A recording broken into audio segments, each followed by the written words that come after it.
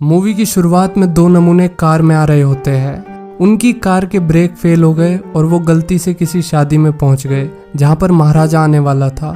सभी लोग गुइडो को महाराजा समझ रहे हैं, जबकि वो तो सबको साइड हटने के लिए कह रहा होता है। जब असली महाराज पहुंचता है तो कोई भी ताली नहीं बजाता। गजब बेइज्जती है। गुइडो और उसका दोस्त एक फार्म में अपने अंकल की कार के ब्रेक सही कर रहे होते हैं। वहाँ गुइडो को एक छोटी लड़की दिखती है। वो लड़की के सामने डींगे हाँकने लगता है कि मैं यहाँ का शहजादा हूँ और ये सारी ज़मीन जहाँ तक तुम्हारी नज़र जा रही है ये सब मेरी है। दरअसल गुइडो बहुत खुश मिजाज इंसान है और हमेशा मजाक करता रहता है, जिस वजह से उसके आसपास रहने वाले लोग हमेशा खुश रहते हैं। गुइडो उस लड़की से कहता है कि मुझे अब चलना चाहिए, मुझे एक शहजादी से मिलने जाना है। तभी एक लड़की ऊपर से गिरती है सीधा गुइडो की बाहों में। गुइडो को पहली नज़र में उससे प्यार हो गया। सख्त लौंडा नहीं अपना गुइडो। दरअसल इस लड़की के पीछे मधुमक्खियां पड़ गई थी, इसलिए उनसे बचने के लिए वो छत से कूद गई। काफी डेयरिंग है। खैर, गुइडो ने मधुमक्खी का जहर चूस कर निकाल दिया। उसने बड़ी दिलचस्पी दिखाते हुए पूछा कि क्या आपको कहीं और भी काटा है मधुमक्खियों ने? उस लड़की ने गुइडो को तोहफे के तौर पर कुछ ले जाने के लिए कहा। गुइडो ने एक नहीं, दो नहीं, बल्कि पूरे 6 अंडे अपनी जेब में रख लिए। ये सन है 1939 का, जब वर्ल्ड वॉर 2 शुरू ही हुआ था। ये कहानी नॉर्थ इटली पर बेस है। गुइडो शहर आया है अपने अंकल के साथ होटल में काम करने। जैसे ही वो दोनों अंकल के घर पहुंचे, वहां से कुछ बदमाश लड़के भाग रहे थे। जब गुइडो ने अंकल से पूछा कि आपने किसी को आवाज़ क्यों नहीं लगाई, तो अंकल का एक ही जवाब था कि ये लोग इंसान के भेष में जानवर है। हिटलर ने जर्मनी और बाकी देशों में भी ज्यूस के खिलाफ लोगों में नफरत भर दी थी, जिसका असर इटली में भी दिखने लगा था। अंकल ने बात बदलते हुए उन दोनों को घर दिखाया और कहा कि तुम जब तक चाहो यहाँ पर रह सकते हो, कल को यहाँ का टाउन हॉल भी घुमाना। अगले दिन दोनों दोस्त टाउन हॉल देखने जाते हैं। गुइडो शहर की खूबसूरती से बहुत प्रभावित होता है। गुइडो अपना बुक स्टोर खोलना चाहता था, लेकिन उसके लिए उसे लाइसेंस बनवाना पड़ेगा। इस सिलसिले में वो सरकारी दफ्तर भी गया, मगर देश कोई भी हो, सरकारी काम सब जगह ढीले ढाले। खैर, ऑफिसर साहब आ गए जिनका नाम है रुडोल्फ। गुइडो ने उससे बुक स्टोर के लाइसेंस के लिए साइन करने को कहा, लेकिन ऑफिसर साहब की तो रेल छूट रही थी, इसलिए वो गुइडो की बात सुने बिना ही वहां से चला गया। गुइडो ऑफिसर के बर्ताव से बहुत नाखुश हुआ। गलती से उसका हाथ गमले में लग गया, जो सीधा जाके रुडोल्फ के सर पर गिरा। गुइडो रुडोल्फ की खैर खबर लेने भागा और उसकी टोपी में अंडे रख दिए जो उसे नूरे मल्लिका ने दिए थे। रुडोल्फ पहले ही गुस्से में था। अंडे सर पर फूटने के बाद वो पागलों की तरह गुइडो के पीछे भागने लगा, लेकिन उसे पकड़ नहीं पाया। गुइडो फिर उस लड़की से टकरा गया। उसे देखकर वो बोला, खुशामदीन नूरे मल्लिका, मैं चाहता हूँ कि हम हमेशा यूं ही टकराते रहे, मगर अभी मुझे जाना होगा, हम फिर मिलेंगे। एक बार फिर गुइडो और नूरे मल्लिका अनजाने में मिल जाते हैं। दरअसल नूरे मल्लिका का नाम डोरा है, लेकिन इस मूवी में गुइडो उसे नूरे मल्लिका कहकर ही पुकारता है, तो हम भी इस बात का ध्यान रखेंगे। होटल में एक जर्मन डॉक्टर ठहरता है जिसे पहेलियां बुझाने का बहुत शौक है। जो पहेली वो पूरे दिन में सुलझा नहीं पाया, उसे गुइडो ने 2 मिनट में सुलझा लिया। इस बात से डॉक्टर बहुत ज्यादा इम्प्रेस होता है और उनकी दोस्ती हो जाती है। देर रात होटल में एक इंस्पेक्शन ऑफिसर आता है जिसे अगली सुबह पास के स्कूल में जाना होता है। ये वही स्कूल है जिसमें नूरे मल्लिका पढ़ाती है। गुइडो सुबह सुबह इंस्पेक्शन ऑफिसर बनके स्कूल में पहुंच गया। उसने नूरे मल्लिका को चौंका दिया, लेकिन जब क्लास को इटालियन सभ्यता की महानता समझाने की बारी आई तो गुइडो उसी बच्चे की तरह बर्ताव करने लगा जो एग्जाम हॉल में बैठकर दीवारों को देखता रहता है। उसका समझाने का तरीका बहुत फनी था। बच्चों को सभ्यता के बारे में पता चला हो या ना पता चला हो, मगर वो सारे खूब हंसे। तभी असली इंस्पेक्शन ऑफिसर वहां पहुंच गया, जिसे देखकर गुइडो 9-2-11 हो गया। नूरे मल्लिका ने उसे बताया था कि वो कल ओपेरा जाएगी। अब जिसे नहीं पता ओपेरा क्या होता है, उसे बता देता हूँ। ये एक हिमेश रेशमिया के कॉन्सर्ट जैसा है, बस सिंगर फीमेल होती है। खैर, उसे नूरे मल्लिका दिख गई। वो रुडोल्फ के साथ होती है जिसके सर पर गुइडो ने अंडे फोड़े थे। शो खत्म होने के बाद रुडोल्फ कार लेने जाता है। इतने में ही गुइडो कार लेकर नूरे मल्लिका के सामने आ जाता है।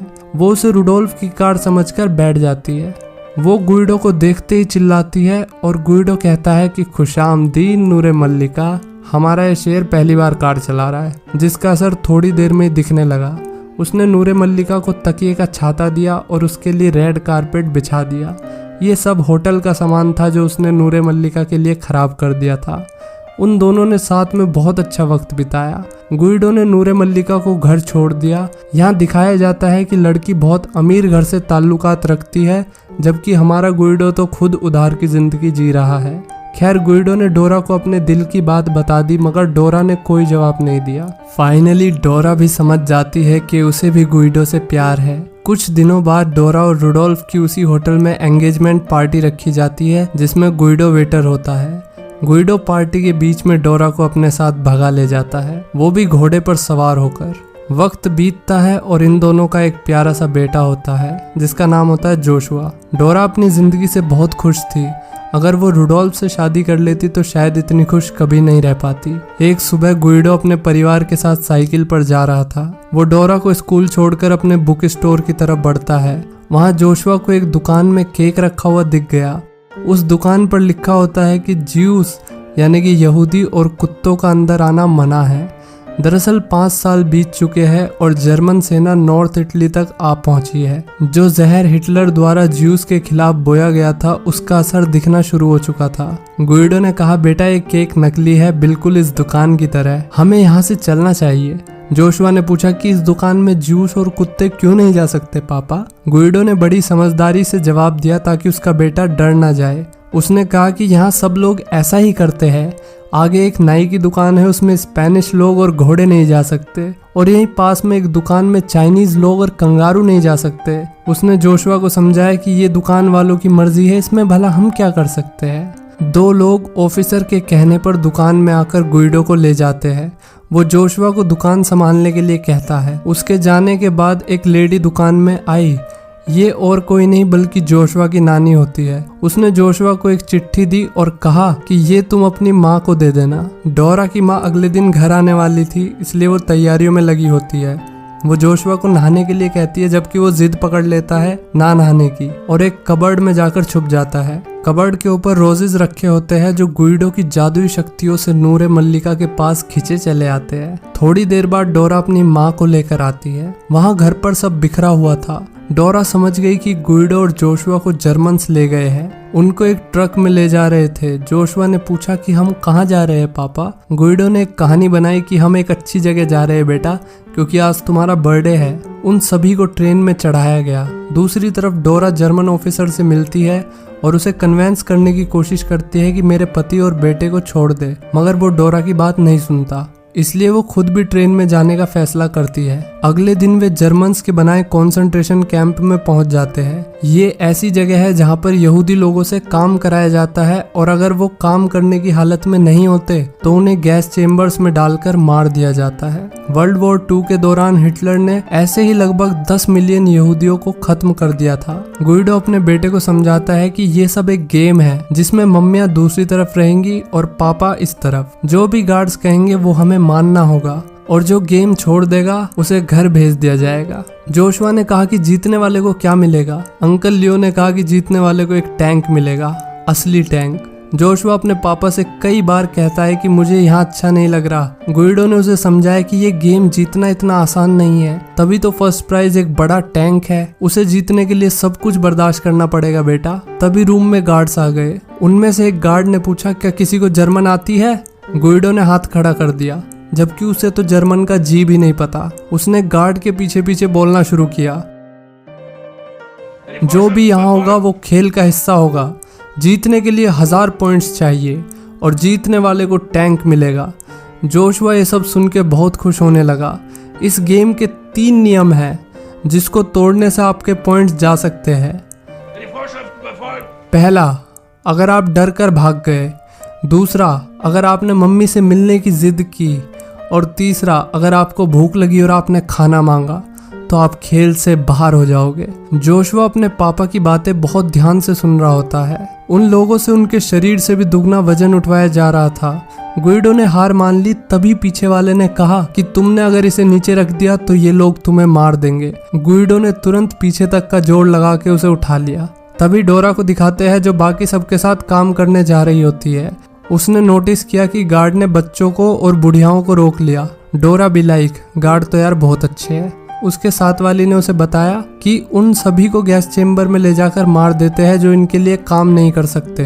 डोरा जोशुआ के बारे में सोचने लग जाती है। जर्मन्स बूढ़ों और बच्चों को मारने लगे थे, इसलिए गुइडो ने जोशुआ को रूम में छुपे रहने के लिए कहा। उसने जोशुआ को बताया कि तुम्हें अगर किसी ने ढूंढ लिया तो हम गेम हार जाएंगे, इसलिए चाहे कुछ भी हो जाए, जब तक मैं ना कहूँ तुम यहाँ से बाहर नहीं निकलोगे।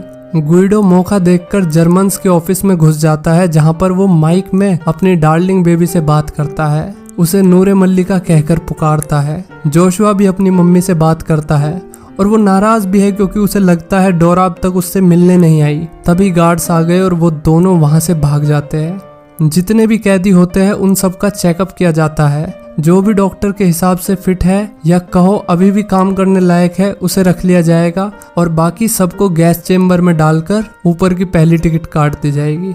ये वही डॉक्टर है जिसे पहेलियां बुझाने का बहुत शौक था। इसने गुइडो को पहचान लिया मगर किसी को भी ये जाहिर नहीं होने दिया। गुइडो डॉक्टर की वजह से टेस्ट में पास भी हो जाता है। उसे यहाँ से बाहर निकलने की एक उम्मीद दिखी। जब वो कमरे में आता है तो देखता है कि जोशुआ गुस्से में है। वो अब इस सबसे तंग आ चुका है और वापस घर जाना चाहता है। हम गेम में सबसे आगे थे पर तुम घर जाना चाहते हो तो क्या कर सकते हैं। ये कहते हुए गुइडो सामान पैक करने लगा। जोशुआ को जब सच में लगा कि हम जीत रहे हैं तो उसने घर जाने से मना कर दिया। डॉक्टर की सिफारिश पर गुइडो को पार्टी में वेटर के तौर पर रख लिया गया। जोशुआ मानता था कि उसके अलावा यहाँ पर कोई बच्चा नहीं है, इसलिए उसके पापा ने उसे जर्मन बच्चे दिखाए जो हाइड एंड सीक खेल रहे होते हैं। उसने जोशुआ को कन्विंस किया कि यहाँ सब बच्चे छुप छुप कर पॉइंट्स जीत रहे हैं। सभी को टैंक्स चाहिए, इसलिए तुम्हें इन सबसे ज्यादा छुपना है। तभी एक लेडी गार्ड सभी बच्चों को लेने आ जाती है।